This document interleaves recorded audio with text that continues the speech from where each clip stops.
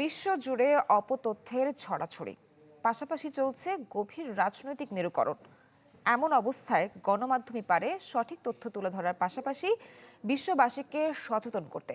তাই যত চাপই আসুক, সঠিক তথ্য প্রকাশের বিকল্প নেই। ওয়ার্ল্ড জার্নালিস্ট কনফারেন্স 2026-এ এমন মত প্রকাশ করেন বক্তারা।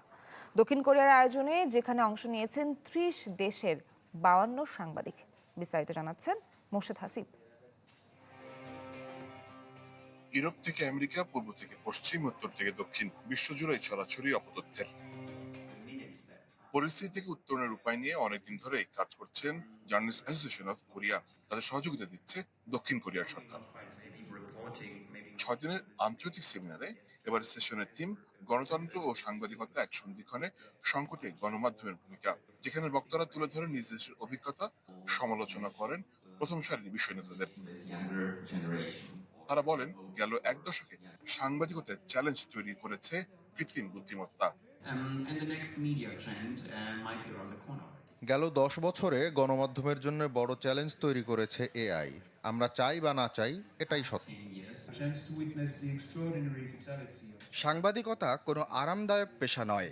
আমাদের মূল কাজই হলো ইতিহাসের কেন্দ্রবিন্দুতে থাকা, যখন তা বিপজ্জনক ও অন্ধকারাচ্ছন্ন হয়।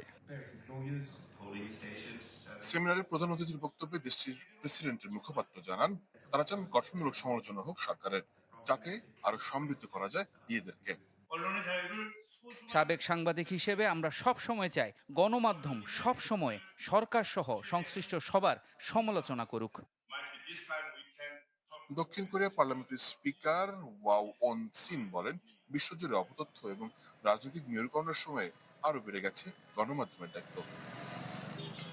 তেহরান, সোল কিংবা ওয়াশিংটন, যে বড় শহরের কথাই বলি না কেন, রাজনৈতিক, অর্থনৈতিক এবং প্রযুক্তিগত কারণে পুরো বিশ্ব এক সংকটের মুখে দাঁড়িয়ে আছে। এমন পরিস্থিতিতে শুধুমাত্র গণতন্ত্রকে রক্ষা করতে পারে সাংবাদিকতা। তবে স্বাধীন সাংবাদিকতা শুধুমাত্র গণতন্ত্র রক্ষা করতে পারে, নাকি দায়িত্ব আছে বিশ্ব নেতাদেরও? মোর্শেদ হাসিব, চ্যানেল 24, সোল, দক্ষিণ কোরিয়া।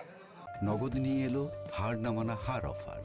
সর্বনিম্ন 10,000 টাকা রেমিটেন্স নগদে পাঠালে থাকছে স্বর্ণের হার জেতার সুযোগ।